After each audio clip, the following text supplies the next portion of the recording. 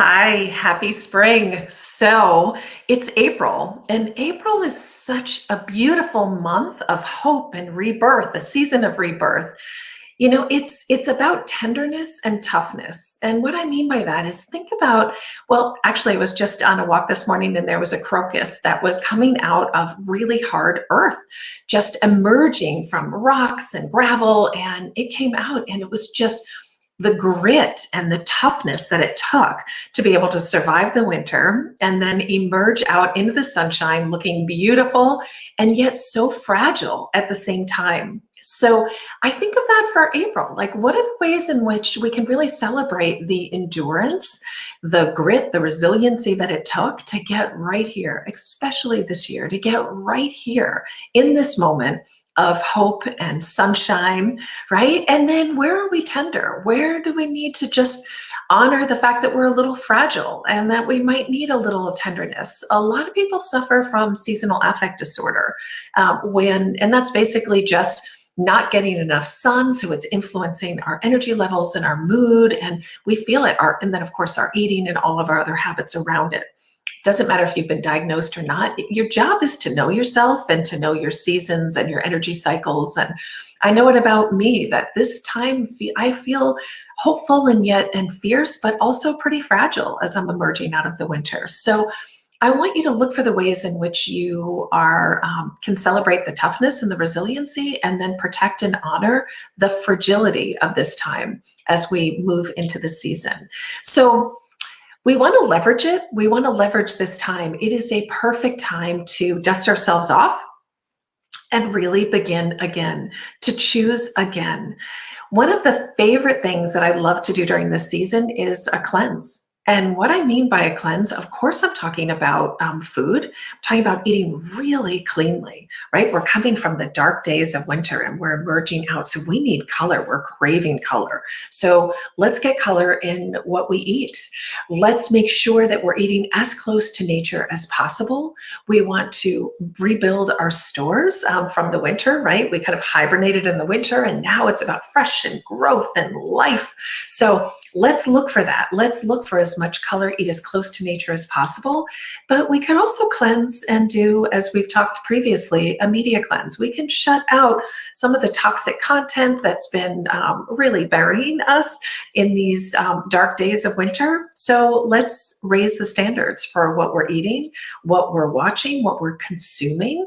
Another type of cleanse is cleaning out our houses. Right? Clear it all out, open up the windows, get this, use natural green cleaners and really scrub and thank the house for the hard work that it's done. Thank your office for all the work that it's done, all the all the demands that we've made, especially these days, on our homes, on our shelters. So clean it out, clean out our thoughts. What negative thoughts might we be having that we need to let go of so that we can step into the season of hope and rebirth and beginning again?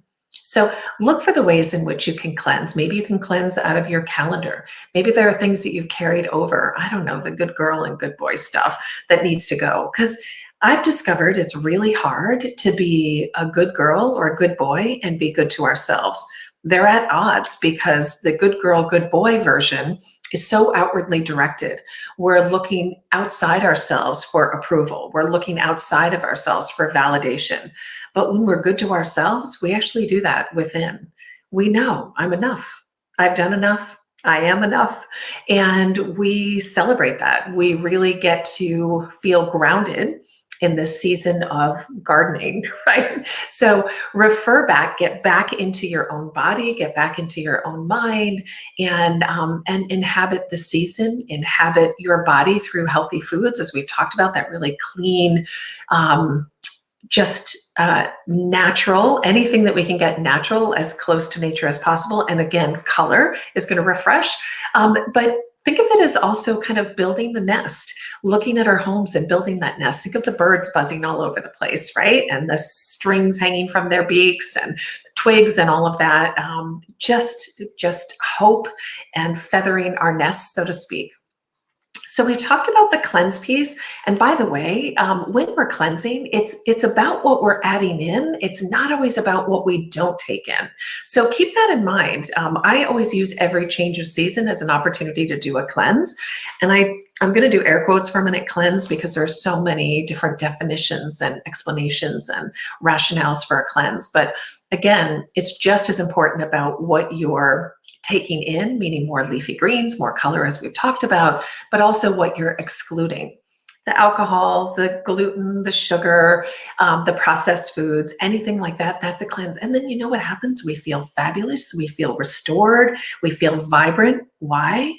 Because we're eating the way we're supposed to. We're eating the way our body really starts humming when we're giving it what it needs, the fuel that it needs. And the fuel of this season in particular, think asparagus, right? Growing up, think of those leafy greens and the color and all the, colorful peppers and radishes and everything that is of the earth and beautiful and celebrating hope. So challenge yourself to get as much color as possible in this cleanse and look for ways in which you need to cleanse in any way possible. Once we commit to this is a season of cleansing, look all around and say, what could it be? What form will it take?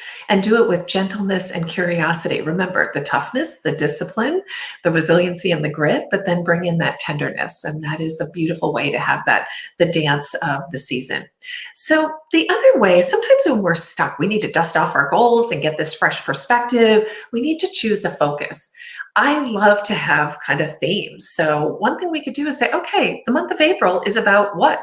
It could be about courage. It could be about play.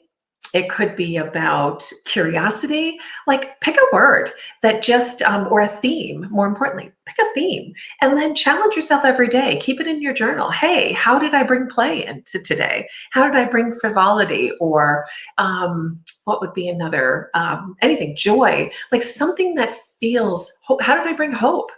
How did I bring connection or spiritual growth? Like, what is that? So it's kind of like picking a one word, but it also could be picking a theme for the season. You could also pick a color. Maybe it's this color, right? What color? And then challenge yourself to get that in your diet. Maybe get it in your wardrobe. Use this, pink, purpley colored napkins. Like look for that color and just surround yourself with it. If it brings you joy, have April be, pink month, whatever it is. That's one of the ways that we could do it. Another thing we could do is just pick one habit that we're going to say, April is the month of sleep. We're going to make it all about sleep. We're going to get as much sleep as we can, or it's going to be a month of stretching. We need boundaries. We need filters. And this is one of the ways that we can do it every season, every month. We can pick this new way of reorienting ourselves. A new season is this opportunity to get clarity, to get focus, and also to just like, how do I get grounded in this season? How do I do it differently, right? Because we get stuck, we get in these ruts. So every season is like, New Year's. Every day we have an opportunity to reinvent ourselves. But I love a new season, a new quarter, a new month to be able to do just that. One thing we could do is also say, April is the month of a skill. So it might be of tennis that you want to develop. It might be learning a new language. And every day you're learning a new word in a different language, or just in our own language and challenging yourself in those SAT word prep days of finding a new word and challenging yourself to do it. We need mental agility, right? In order to have the toughness and the grit and the resiliency that's required in these days in particular, but in life in general, in order to walk the path of the warrior, the path of the exceptional, we got to be tough. And yet, if we want to do it sustainably, we've got to be tender too. So how could we do this? What could we do to fortify ourselves, to give us this focus and this clarity, but also have fun and joy in the process? It could be an exercise that you might do. It might be the month of walking. It might be the month of tackling your basement, right? But right? We got to slay our dragon somewhere. And sometimes our dragons are hanging out in our basement, our garages, where our closets. Think fresh, open those windows, open the windows of your mind, open the windows of your eyes, see things differently, look for color, challenge yourself to see the growth.